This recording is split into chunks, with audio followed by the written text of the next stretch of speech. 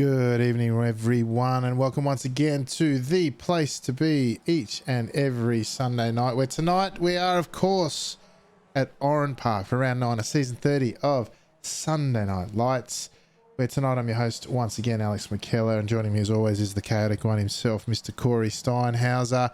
Corey, big night of racing ahead of us, 5,700 strength of field, big games, big racing, big action ahead of us. Oh, absolutely, Alex. 57.49, I think, was the official count when we were loading into the session, which is an amazing field. A lot of big names here for a true Aussie classic track, which is unfortunately now all housing development. It's a great little track. I miss it in real life, and I'm sure these guys will put on an absolute spectacular show like they did in the warm-up race. Yeah, 100%. I took a look during the week at the overlay of the old track and the new housing development on Google Maps or something like that. It's pretty interesting to see. Interesting always is our field, led by the top seed tonight, Mr. Tim Hendrickson, who's got great pace here for Team Torpedo, car number 2 in terms of the seeding. Adam Miles yet to take the field. Brett McBurney for McFlabby Racing, the newly minted 7K driver, got to crack this 7K this week for the first time. He starts out leading the way for ANZ as car number 3. Christian Perez also yet to take the track, although Adam Miles now for the UK&I comes out. Perez last race and has been familiar this time, or this season in recent times, with quality coming out quite late. Dimitri Filippides, International Man of Mystery, is car number 5 on track tonight. Car number 6 in terms of the series, Dario Frattini for FPM. I'm going to say, I think that's Ovaltine. I don't know. Anyway, he changes it every week. He's keeping me busy anyway. Takumi Yamato. Hang on. There it is for Nagai Racing School. Great to see one of the top Japanese drivers back in action here on a Sunday night. It's been a little while. Of course, Nagai Racing School, named after Naoya Nagai, who took out the season a few back, but we haven't seen him since, unfortunately. Ant Jones, the other torpedo in the field for Team Torpedo. He comes in at car number 8. Car number 9 here tonight. Captain 499 taking that mantle again during the week. Mr. Neil Gardner. Car number 10.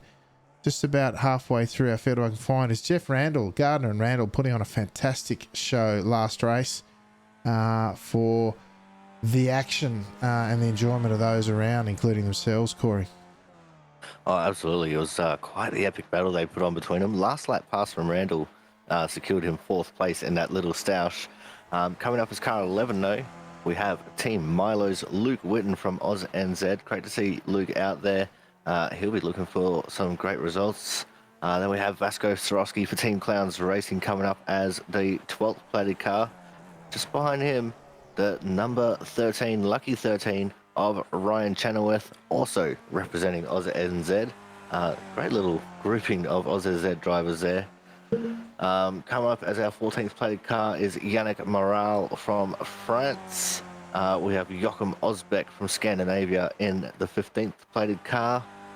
Russell Clark, Team Milo Bossman for Oz NZ in car 16. We have Stefan Fritzer from DEATCH as our 17th plated car here tonight.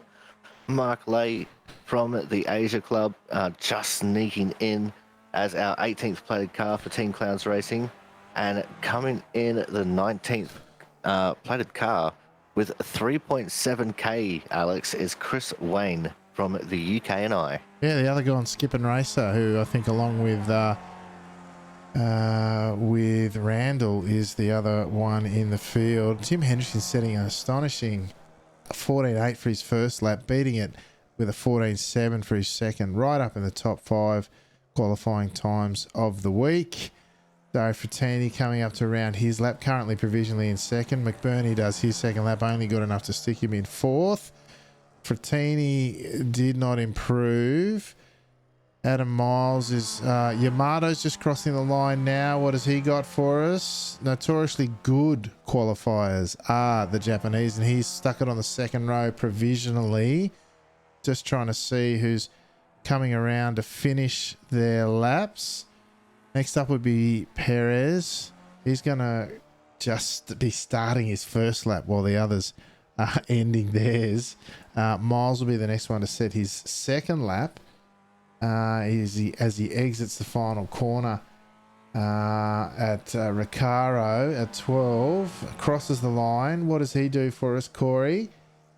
Front row for Miles. That's a stellar performance. Not many people crack into the 14s here in quali, Corey. Yeah, absolutely. And he's definitely done it with style, as Mark Lay has just crossed the line and he does not improve. Next up will be the 11, Luke Whitten. He's actually already done his 2 laps, so he's just getting some extra practice in, which I guess will leave us with Christian Perez on his first lap. He's making his way through the back of the track right now over the blind cresting S section here. Very hard to pick that second apex because of the crest that's in the middle of the two. Around the final corner on to the main straight. What does he do for his first lap here? Takes all of the pit entry lane there, and he crosses the line first of all with a 1:15.1, which is only good enough for P7 for now. But he's still got this whole second lap to get in there, Alex. Yeah, 15 dead through to 15.1 sees P3 to 8. Perez currently sitting in 7th. This track notoriously, new tyre model, old tyre model, particularly the new tyre model, the one that we're on at the moment, has a potential for your first lap to be faster than your second. You really actually got to manage the tyre scrub here, so as they get the grip and the temperature just right along with the pressures. As we see once again Perez coming over the bridge through the middle sector here at Foster's. Now through turn 8 into Momo at 9. Sweeping third gear corner. Grab as much of the apex curbing as you dare. Run wide on the exit curbing. Set it up to almost straight line this final chicane through O'Brien, the dog leg. Now through Recaro for the final run to the line. What has Perez got? Car number 4 here tonight. His rating's dropped a bit, but his pace hasn't. What do we have from Christian Perez? It's put him up in second place. We've seen about a handful of 14s all week in quali. We've seen 3 here before the race has even started. Let's grab a look at our grid. Tim Hendrickson for Team Torpedo on pole with a 14.7. As I said, up with the top 5 of the week. Just behind him, Astro Racing Team and chief rival for Hendrickson is Christian Perez. Just 5 1,000ths off pole. Unbelievable stuff. Adam Miles for UK&I. Great qualifying performance on the back of his pole last week. Sits it on the second row starting out of third. Alongside him will be Dario Frattini for FPM Ove Maltine. Is what I'm going to go with there. Some 3/10 off pole. Starting on the third row, the second Torpedo in the field, Mr. Ant Jones out of 5th. Nagai Racing School's Takumi Yamato out of 6th. Great to see him back. McFlurry Racing's Brett McBurney leads the way for the ANZ Club out of 7th. Joachim Osbeck beside him out of 8th. Neil Gardner, Captain 499, starts 9th tonight. Alongside him, Luke Whitten for Team Milo. Stefan Frister, he starts out of 11th on debut. Yannick Morale in 12th. Off the grid tonight for France. 13th tonight, the international man of mystery starts on the 7th row. Dimitri Philippides. Right beside him, the other clown in the field, Mark Lay, or the first clown in the field, as it turns out in qualifying, Mr. Mark Lay. The Wildlife Warrior, Ryan Chinnerworth for Goose Juice Racing out of 15th. 16th tonight will be where Jeff Randall for Gone Skippin' Racing starts. His teammate Chris Wayne on debut starts out of 17th.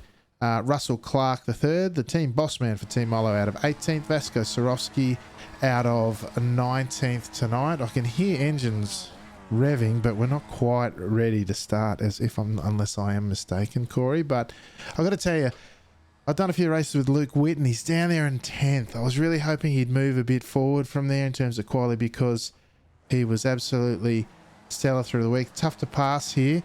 Joachim Osbeck has not taken the grid as the red lights come on, and Fred the flag marshal vigorously waves his flag, and we are away for the first of 20 times through this challenging opening sector, Corey.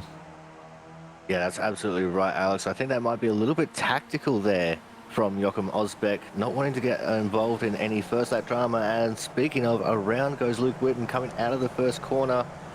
Just manages to stop it from sliding back onto the track in turn 2.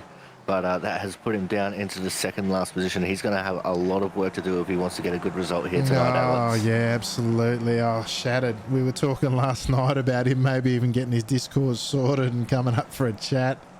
I think we'll be saving that from the other week. He'll be too tired from peddling the Skippy trying to make something of this one as Hendrickson leads the way by about 3/10. Very impressive pace here as always, Hendrickson this week.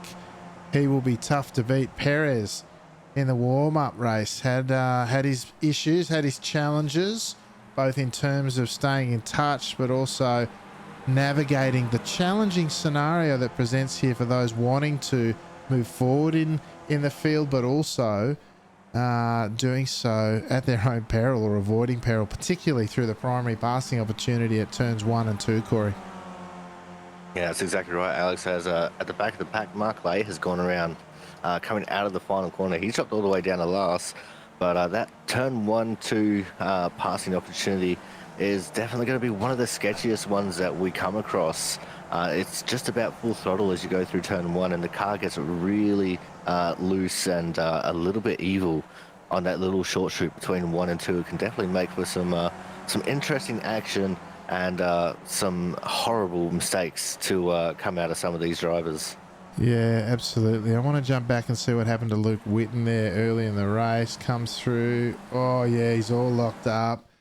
And, yeah, no need to slow that down. I think he just checked up because there was the drive in front of him that might have caught him out a bit. Let's see what happened to, Mark Lay, the rear so loose. Just lets go. Waits patiently in the final corner at the tail end of lap 1. That is very common here. A bit of excitement on a grippy track, and the rear gets more excited and parts company with the grip on the racing surface. As we see Adam Miles sitting in third, Perez, Hendrickson renew their rivalry across multiple seasons now up front of this one, Corey. Yeah, Adam Miles and Christian Perez definitely going to be fighting out pretty hard here.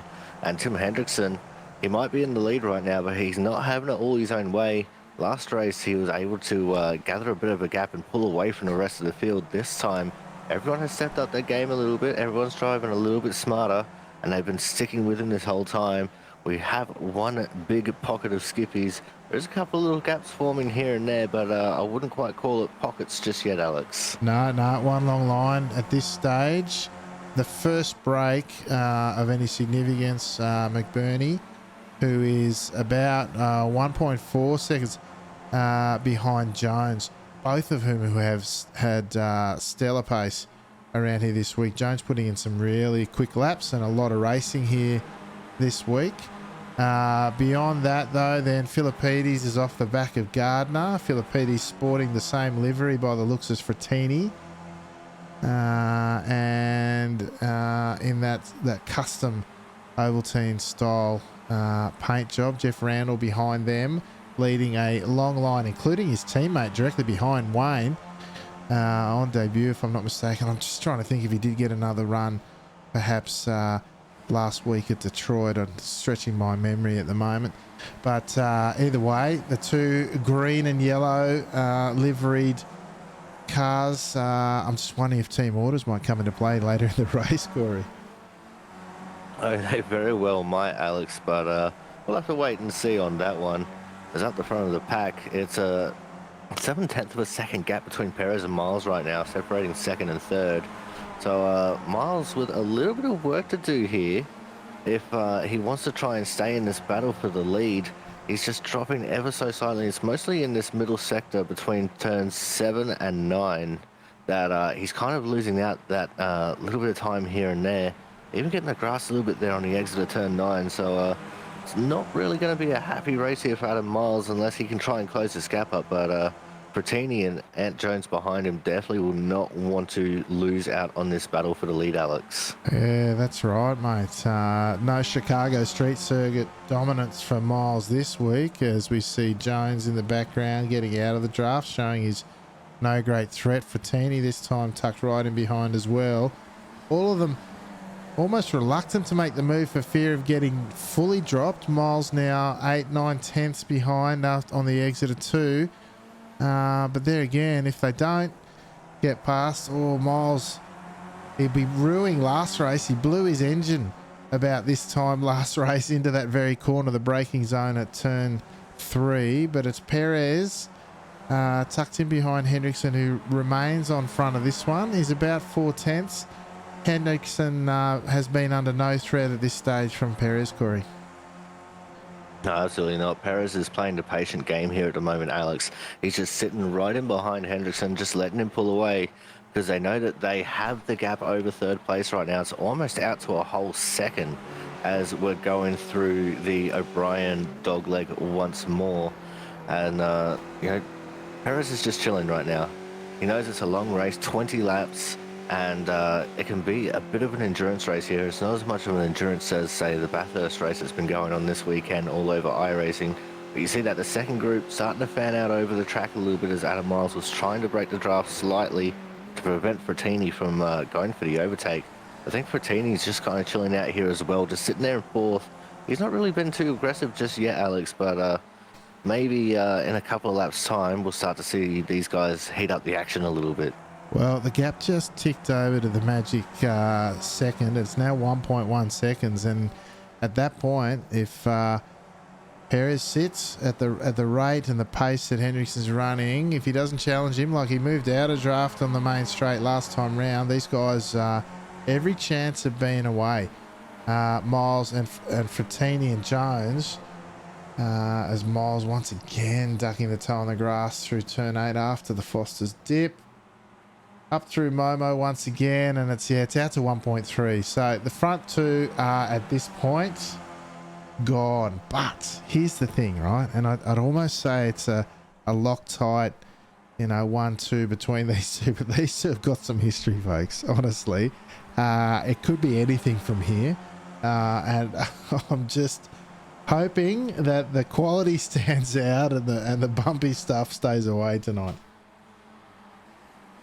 I mean, that's all we can ever hope for, Alex, but the way that you got to be aggressive into turn 1, especially when you're trying to make an overtake, we might see some accidental contact between the two, and it reigns same for just about everyone through the field. You're so on edge and so at the limit going through turn 1.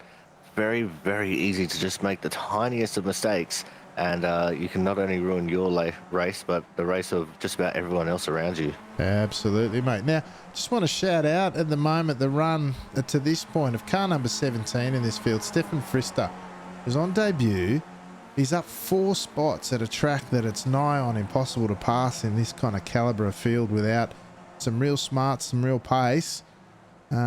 He's doing pretty well. He's right just a little bit out off the back of McBurney here, but sitting in P7 on lap 7 with the likes of Yamato and Gardner, seasoned veterans of Sunday Night Lights, seasons gone and seasons current, doing a fantastic job at this early stage of the race, Corey. Yeah, absolutely right, Alex. And while we're on the former shout-outs, I want to give a shout-out to Chris Wayne in the 19. He's +5 for the race so far, with a 3.7k I rating, car 19 in the field, and he's gotten around Morale and Sorosky, and he's just holding on to the final points pain position here for Sunday Night Lights just nicely, and he's actually been catching Chenoweth as well, just little by little every lap. Yeah, and he's also left his partner in crime, his teammate, well behind. Remember, we were talking about team orders there. Well, Wayne's done the job there. Sorosky himself up 5 positions from a poor quali. He's moved through the field up into 14th, but looking to move further forward, no doubt. Checking in with our leaders, though. Perez, still tucked in behind Hendrickson, has not looked to make things difficult for the Team Torpedo rival in front of him. In fact, there's a good space there. It's about 3 tenths, enough so that Hendrickson can get his head down without being too worried about his mirrors being full to the Team Astro livery of Perez behind. Perez closes up on the run into 1, but makes no threat. no non-verbal indication, although he just takes the tighter line into two, perhaps echoes of what is to come, or foreshadows at least, as Miles once again the other two just haven't gone to have a look on him, despite the fact that the front two have dropped him, Corey. Yeah, it's a little bit weird, Alex. I thought maybe Frattini would have at least tried to initiate the overtake. But yeah, just kind of really chilled out here at the moment. We're almost at the halfway marker too in this race. So it's about time these guys probably start stepping up the pace a little bit, trying to close this gap. Or at least in the case of Frattini and Jones, maybe try and make a move to get around Adam Miles to try and close up that gap a little bit. Yeah, potentially. I think, look, if anyone at this stage, from what I've seen of these guys this week, if anything, I'd suggest Jones is going to be the one to get on front and move these guys forward. But at a nearly 2 second gap, it's 1.8, 1.9 at the moment between Adam Miles and Perez. As Jones looks to make a move on Frattini this time round. Side by side, they go into the primary passing opportunity. Sketchy as it might look, Frattini lifts, hangs around the outside. Beautiful lines there from Jones. Frattini potentially thinking about coming up the inside at 3, but Jones holds it tight until he's confident that the Italian won't be going through. What that's done is let Miles get a little bit of a breather, about half a second. But like I said, Jones has got great pace here. I don't think Miles will be going anywhere. But one thing I wanted to point out, as relaxed as the cars might appear from the outside, I can tell you this is such an intense racetrack in the skips. You get no rest, you get no respite other than the brief moments that you get on the front straight, the start-finish straight, but that's quickly over as you're looking in your mirrors and in front thinking about the turn 1-2 combination that not only are you happy to survive each and every time, but you've got to think about using as a passing opportunity in amongst the chaos that it brings, Corey. Yeah, that's absolutely right, Alex. And then you also got to add in all the elevation changes on this track, which there are quite a few. And some of them are in really weird spots. So I mentioned the one before in the O'Brien dogleg, where, you can't actually see the second apex until you're on it. So, that's just one of the places. Going through the Foster's dip as well, all the way through to Momo Corner. It's just a little bit of a different undulating kind of a section. So the elevation changes on this track definitely play a part. And even over the bridge as well, the Yokohama Bridge, you go up, you crest, and then you start coming immediately back down the hill again. It's all designed in a way to make the cars very unstable in these corners. Yeah, mate. I just saw we just missed the pass. Oh, Sorowski's had an accident. Let's go check it out. He's come out. Oh, he's got Ospeg in the rear. Ospeg's going to have a look up the inside of 5, and then yeah, that's rough. That's a difficult night out. Sorowski not having a fun night out here tonight, and that's only added to his woes. A few sad clowns out there tonight. Both clowns sitting at the tail end of the field. As we jump up to the other end of the field, we've got Hendrickson and Perez still in this 1-2 tussle. Lap 12 out of 20, Corey. When does Perez start looking to make his move? Honestly, Alex, he's probably going to have to wait until all the way through to when they start the final lap to really try and make the move. But he's going to have to get one hell of an exit out of that final corner, because he's got to try and catch Hendrickson completely unawares when he's going to go make the move. But even then, as we saw in the warm-up race, the move will not be finished on the exit of 1 and going into 2. If you can manage to stay side by side through 3, 4, and 5, that outside line can actually have an advantage, because you are so compromised on the inside, having to slow down so much for just the 3 and turns 3 and 5 in particular. Yeah, mate, it's interesting. I mean, we saw it, as you say, in the warm-up race, the battle that extended from essentially turn 1 through the exit of turn 5. Fantastic driving that can be done in these types of races. Checking in on our second pack now. Miles still ahead of Jones and Frattini. McBurney, I think, running somewhat of a quiet race. in limbo. 2 seconds in front, 2.5 behind before this battle between Frister and Gardner, which is continuing in earnest. Frister is all on his own. He's been dropped by McBurney, and then it's Gardner and Philippides, Captain 499 and the international man of mystery as they head through turn 3. This time line astern. Gardner's had confidence in his pace this week, up 1 position from where he started in 9th into 8th. Yamato's down 4 spots. We haven't seen a lot of Yamato in the series. He's dropped a little bit from the heady heights where he, from memory, took out a win, or at least a podium, if not a couple. I have it in my head, Corey, that he took out a win at Snetterton in a low soft Sunday that we had a few seasons ago. Snetterton not bringing all the boys to the yard, so to speak. But meanwhile, up front, we've got Perez and Hendrickson as they start lap 14, Corey. It's still line astern. Perez tucks in very close, but not willing to make the move just yet.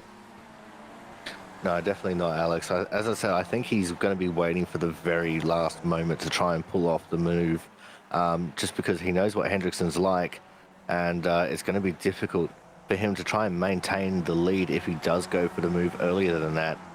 The only way that I see him trying to make a move before that is if Hendrickson has an absolute shocking run out of one of these corners, especially if it's the final corner.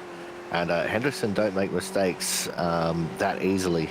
So it could be a very interesting, just little chess match that's playing out there. But, I reckon that when the move does go on, we might see a little bit of a coming together between them. And this second pack could very well potentially become the race for the lead, Alex. Yeah, could very well. But see, the thing for me is, right, if you leave it too late, if Perez, every lap that counts down is one less lap to be surprised by the move when it comes, so I think you've got to have a crack a bit earlier. Hendrickson sets the fastest lap with a 14.1. We've seen about, I want to say about 5 drivers duck into the 13s this week, 5 at most. And Hendrickson's done it undrafted, and at this rate, Corey, he is on track to do it again here. If the pace keeps up as this hot. Oh, hang on, 3 wide. 3 wide, it looked like into turn 3. Jones really starting to get amongst it. Sorry. And here we go. Can he get it done around the outside of 5? Frattini making sure that there are questions being asked from the rear of this trio as well. Miles hangs on to it. Will Frattini poke the nose? No, they've gone back line astern. All of that, and we nearly missed it, Corey. I was watching that battle, Alex, and I was just breathless because they were trying to go 3 wide into turn 3. You don't do that around here. This track isn't designed for that. But nevertheless, these top split guys will try absolutely everything that they can. Surprising that they all made it through there as, going into the final corner, everything's very sketchy. Adam's got a little bit of a reprieve here by just about 0.3 of a second. But Anthony Jones absolutely on it right now, trying to make the move stick. Let's see what he does going into turn 1 this time. Not going to be close enough. So we won't see another little bit. Oh, there's a spin at the front. It's Hendrickson. Hendrickson is gone. Let's go and have a quick look. Whoa, that's a bit further forward than I would have thought. Let me just see. Oh, they've gone through there. I'm gonna do a little cheater one, folks, and go back and see what happened here. Because I couldn't quite get the spot in the telemetry. It was the early move there. Not a lot of room, and it does look like Perez is sort of pushed out there as Hendrickson held him tight, and then he's turned him. And I would suggest that looks tight. I'm probably going to put that one on Perez this time round. As we go back to live pictures, Perez is gone. Hendrickson's down. Oh, he's gone further. He's back down 5 spots in P6, Corey. Yeah, that is really unfortunate for Hendrickson. And I thought that I was going to see them come to blows, Alex. I did say that it was going to be a very real possibility, and turn 1 definitely proved me right this time. But what this does mean is now that second pack is racing for second position. and the intensity for them is just going to rise up here a little bit as Perez has a 3-second gap over these guys, so he's definitely not going to get caught by them anytime soon.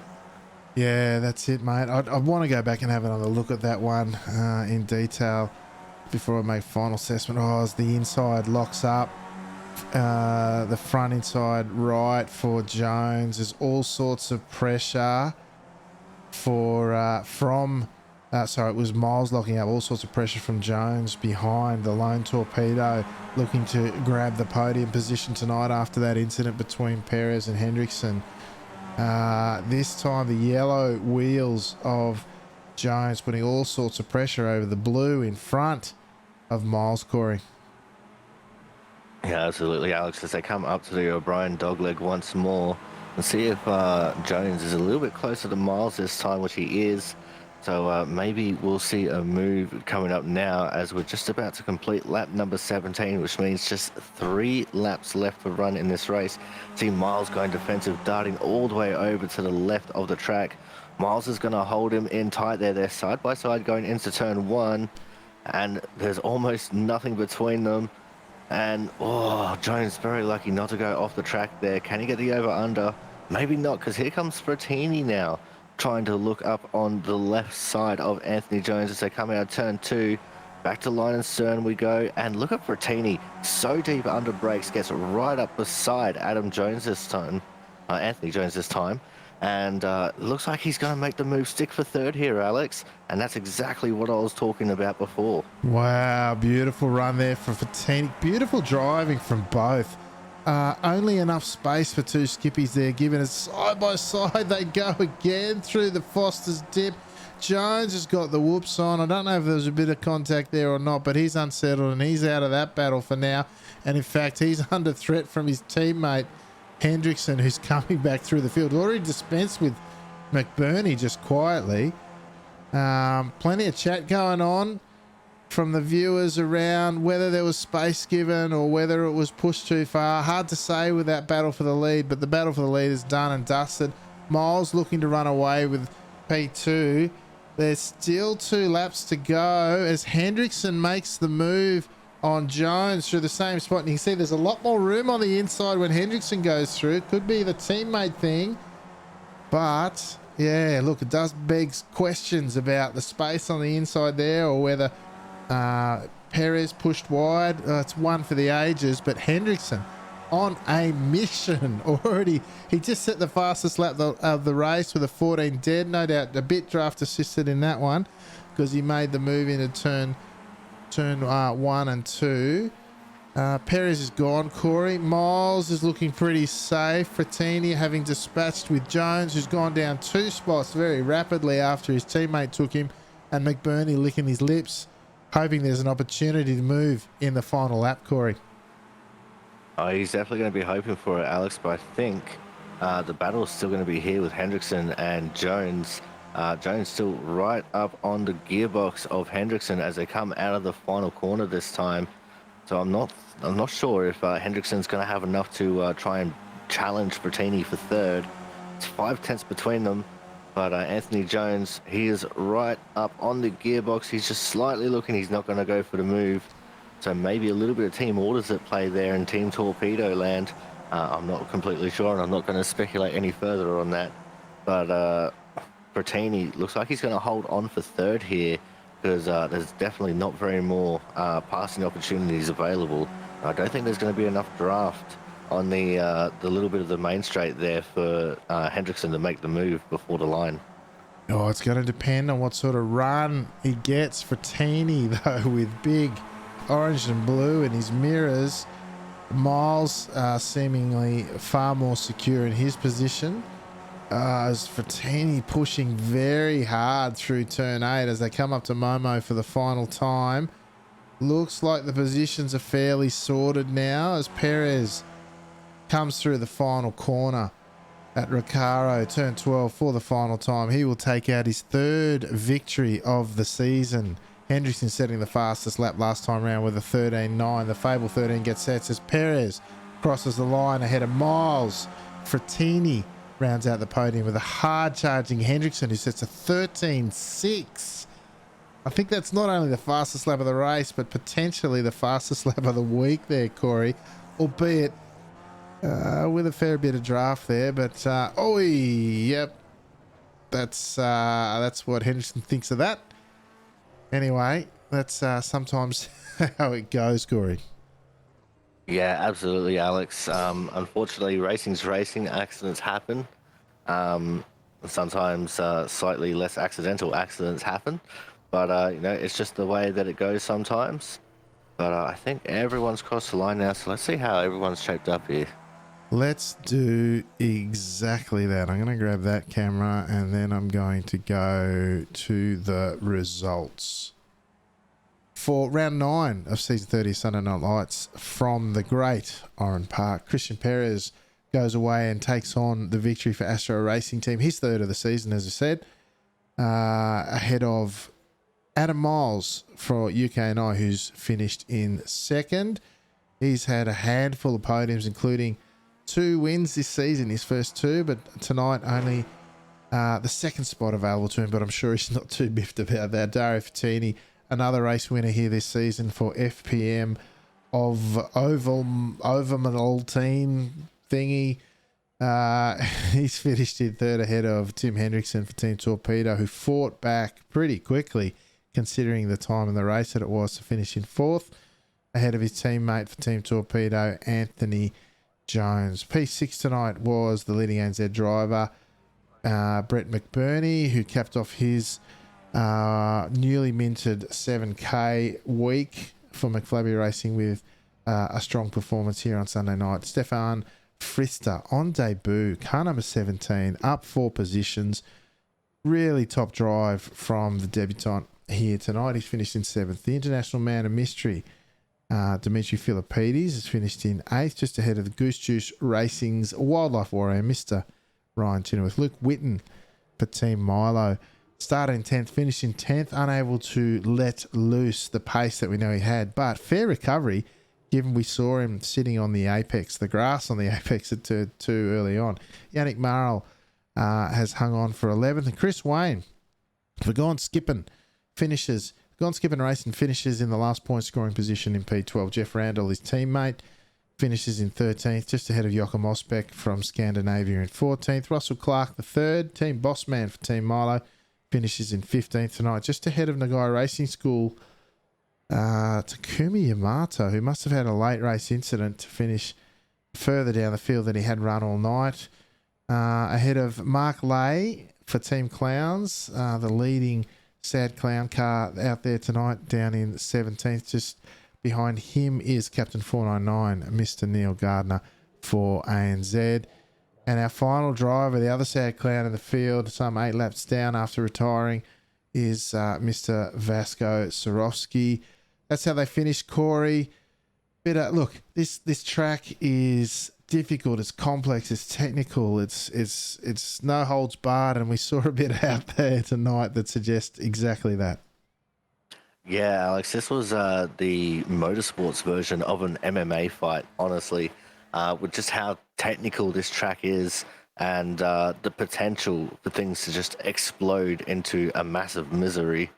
And, all in all, it was great racing all across the board. It was hard racing as well all across the board, and no one really gave an inch the whole race. And it's actually surprising that, the incidents that we did see weren't bigger and didn't involve more people because, the skill of the drivers that we have assembled tonight are second to none, honestly. Yeah, absolutely, mate. We've got one in the green room. I'm just going to grab the right thing and press the right button, and then we'll bring him up and say good day. Mr. Adam Miles, who joins us after finishing second in what I think was probably a tough one, mate. You got the aircon over there in UK land. You got the fan blowing or something, because it might have been a bit warm in the helmet tonight, I would have thought. Yeah, I'm happy with P2. Even happier, I think, with P3 in qualifying. That I haven't had a lot of laps this week. Got a lucky win against Ant last night. Had an awful warm up where I blew my engine and finished last. So I can't be too upset with P2, I don't think.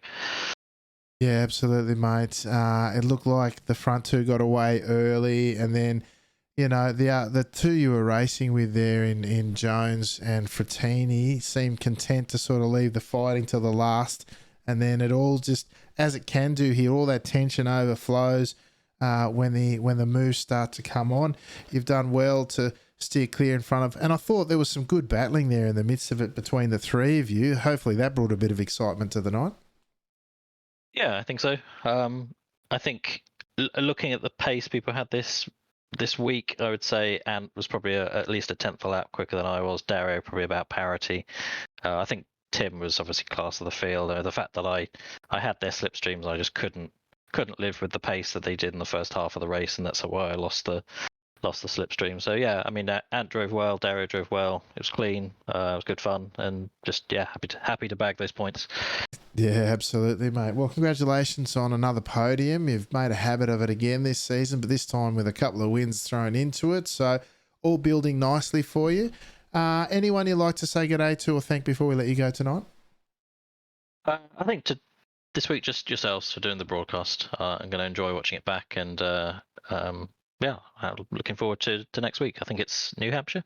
Yeah, absolutely. The Roval with the, I think it's the North Oval section this time round, the different configuration of what we've seen here in the skips before. So hopefully bringing some new challenges on what is quite a unique circuit. But listen, thanks again for joining us, Adam, each and every week, putting on the strong performance again, and congratulations. Look forward to talking to you again soon. See you next week. Yeah, Corey, Mr. Adam Miles, once again, putting on a strong performance, just banking the points, as he says, but a good night out, P2 and a 5,700 soft. Yeah, absolutely, Alex. Adam has just restarted his podium streak. He's now at 1. But yeah, he put in the yards. He couldn't keep up with the front two, and apart from that, he just stuck to his own race. He didn't let the guys behind him rattle him, and he just kept the focus forward, and he came home P2 at the end of the day. And when all's said and done, sometimes you want to be lucky rather than good, and tonight he was just a little bit of both. Yeah, absolutely. All right. Next on our list of folks is our race winner, Mr. Christian Perez. Christian, tough night out there for a while. Looked like it was going to be just the two of you there at the end. Run us through, mate. Good victory in the end, but run us through the incident. It was a pretty good race. Almost until the crash. So yeah, I surprisingly couldn't get team pace because in last race I couldn't. So I'm happy for that. But yeah, I attacked him because Dario and Adam once were fighting. So I decided to attack, going for the inside, and well, he closed the door and didn't open to turn, so I just crashed into him like a little bit, and then we go slide, and he couldn't keep the car.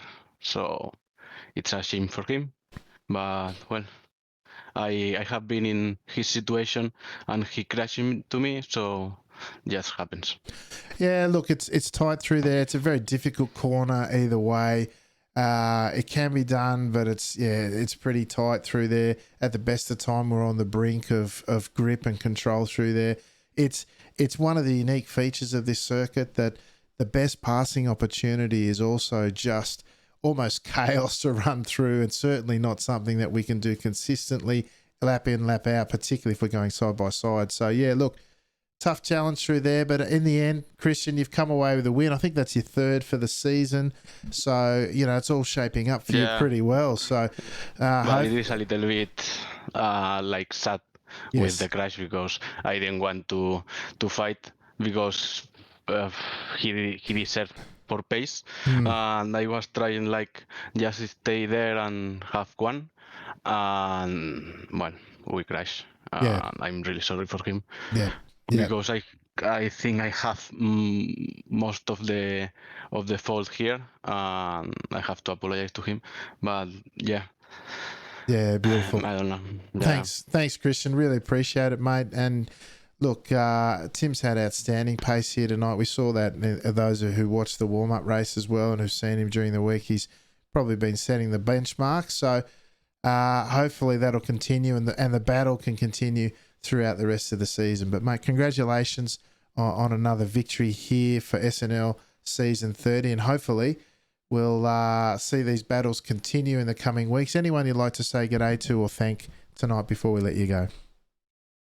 Well, not this time. Maybe again. Sorry for Tim. Yeah, no worries. All right. I hope I can win him fairly in New Hampshire. Beautiful. All right. Thanks, Christian. Great to talk to you as always. Thanks for joining us and look forward to seeing you out on the track again next week. Okay. Ciao, ciao, Alexa and Corey. Ciao, ciao. There you go, Corey. That was Christian Perez. He says there that he felt that the weight or the balance of measure for the incident was probably on himself. Look, I got to tell you, from what I've seen, the pace. Tim was a standout, and Christian said it himself this week. And sometimes that'll bring out moves or things that you wouldn't otherwise expect from the folks who normally, on par or whatever. But everyone will have their track where they stand out above others or they perform better. And tonight, unfortunately, Tim couldn't make that pay. Yeah, that's exactly right, Alex. It's real difficult when you're the second car behind the dominant car, and you don't have much for them. You really got to try and go for those desperate moves. And as you said, Christian put his hand up and said, he was probably mostly at fault. And it's also hard to get people to admit that. So Christian definitely. He went for the move that he had to make, and it didn't work out for him. It did work out for him, but it didn't work out for Tim. And you could tell in his voice he felt really bad about it. So hopefully next week, when we do go to the North Loop of New Hampshire, they can put this week behind them and just put on an absolute spectacle like we know that the both of them can do when they're racing each other. Yeah, absolutely. I'm hoping the layout next week gives us the opportunity, the technical elements that in the outfield there will give us the opportunity to see this kind of racing again, because the race is sort of racing, it's technical, it's difficult, and it really separates those, particularly with the strong technique, to help them stand out. So our third and final conversation tonight is with our third podium sitter, Mr. Dario Frattini. Now, first thing I'm going to say, Dario, besides well done on the stellar drive, I thought the battle there at the end in particular, you set that overtake up ultimately to get past Ant Jones, mate, almost a work of art. But first things first, how on earth do I say this team name that you got there in the overlays? Well, I'm not 100% sure how the right pronunciation would be in English, because it's the Swiss spelling of Ovaltine. Oh, there you go. They probably took a syllable off because it was too hard to pronounce. I just call it Ovomaltine, I guess. All right, I'll go with Ovomaltine. Sure. Yeah, there you go. Yeah. But tell me, mate, about the race. It looked like you were very patiently there with Adam and Ant, and then it all, as it can do here, it all bubbles away and then it bubbles up. But it certainly looked like a lot of fun there in the closing stages. Oh no, yeah, it was fun. I mean, my whole week's been a bit tough. I didn't really I have the pace at the beginning. I did lots of races. I don't think many of them counted as actual practice, because I either made a mistake at the beginning and had to drive through the field, or was driving alone at the front. There was rarely any in between. And I managed to find some quality pace today. I was not expecting to start in fourth. I could have probably... I was close to pole on my first lap. I lost a couple of tenths in the last sector. I don't think I would have had it, but I could have started in third. But I don't think I would have had a better chance than Adam to stick with the two at the front, because Tim's just so fast here. I don't understand how he gets in the 14s in his second lap and just never leaves. It's just always so quick, never makes a mistake. I can maybe match his pace in a couple of laps, but I'll make a mistake the next one. So it's just impossible for me to keep the draft, really. And but yeah, I was trying to be patient because I was maybe looking in my mirrors a bit too much. Brett coming back from 2.5 seconds back, he was at 2 seconds at one point. Didn't want to start fighting too early, so I let Ant pass when he shoved his nose in, and realized maybe that was a bit of a mistake because as the third car in the tow, it's very hard to make a move. And then I just waited for stuff to happen in front. You just need to take any chance at that point. And I have to apologize again to Ant because as we were side by side, my spotter was like, "Ooh, there's a car next to you. No, you're clear. No, there's a car. No, you're clear." So at the third "you're clear," I started to turn in, thinking he had backed off, and then I saw his front tire, and I don't know. I think we did make slight contact. Thankfully, only lost the position, and Tim would have probably come through anyway with how fast he was. But yeah, then just lost the toe from Adam a little bit. So it was a shame there wasn't a chance to fight Adam again. He was doing his best impression of a gate as always, so I'm sure he would have very hard. Very good, mate. Well, listen, thank you for the performance out there tonight. Thank you for the colour in the livery that I'll have to get to know and learn how to pronounce again. Good to know that the character's still in the series, particularly at the top end of town. So congratulations on another podium here this week. Anyone like to say good day to? Anyone like to thank before we let you go? Well, I want to thank Dimitri because he is freshly my new fresh teammate with these new colors. We're trying to establish Ovomaltine as the best chocolate flavored instant drink. So Milo sucks, I guess. And yourselves as always. Can't wait to watch it back. I'm not sure if there was a lot of action throughout the field, but I'm sure you built it up very well. I can't wait to watch it.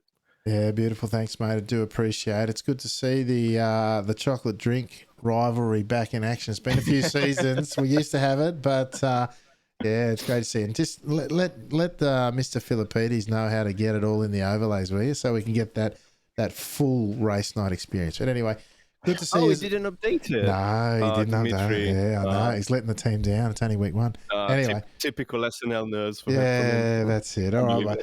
Great to talk to you as always. Look forward to seeing you again soon, mate. See you. Thank you. There you go, Corey. A bit of international flavour, dare I say, on the track out there tonight. Yeah, getting the Ovaltine Milo rivalry going once again. Of course, the traditional rivalry for that has become Speedy Snails versus Milo. But obviously, Sandavanti, you're not here tonight to hold up his side of that little battle. But it's great to see some of the guys coming up and just doing stuff like that, because that's just a funny little quirk from seasons gone past, as far as SNL, MNL is concerned, especially for us having raced against both of them in the past. So it's good to see the guys out there having a bit of fun and bringing back something that was so iconic for us for so long, especially throughout all the broadcasts. Yeah, that's it, mate. That's it. All right, folks, that might just about do us. Corey, do you want to let the folks at home know what you got coming up this week? So it's a little bit of a recovery week this week, going into some more real life racing. But on Wednesday, you will see the return of the Aussie Sim Commentator channel for round number 2 of the Output Racing League. Obviously, I wasn't able to broadcast their first race of the season because I was off at Speedway. But no problem with that this week. I'm not sure where they're at this week. I haven't actually checked, but it should be a cracking race. We're back in the next-gen cars. So, it's all to play for now at the start of the new season. On Tuesday and Thursday, I'm looking at doing some more Valorant on stream. Friday, I might do some more iRacing, but Friday and Saturday night, I'll be back at the Perth Motorplex again, representing Speedway memes for the Cricky Boys Shootout Week, which should be a great weekend out, Alex. Yeah, nice one, mate. Full mix of action there this week for Mr. Corey himself, the chaotic one. All right, folks. For those of you who've joined us, though, make sure you check out this race replay and all the others for the 30 seasons of SNL and MNL over at the Top Split YouTube channel. But of course, we'll be back here next week. Same bat time, same bat channel on Top Split TV on Twitch. Your support here each and every week on those platforms is greatly appreciated. And make sure, if you haven't already, join us in the Discord community where we keep all the latest news and views and all things SNL, as well as the great little community that we got going over there. Keeps us all interested and entertained. But folks, all those places, hit like, thumbs up, subscribe, trying to get the great word or the great action that is Skip Barber Racing on the iRacing service here out and about, and that support really does help us. But for now, folks, and on behalf of the chaotic one, Mr. Corey Steinhauser, I'm Alex McKellar, and until next time, I will say ciao for now.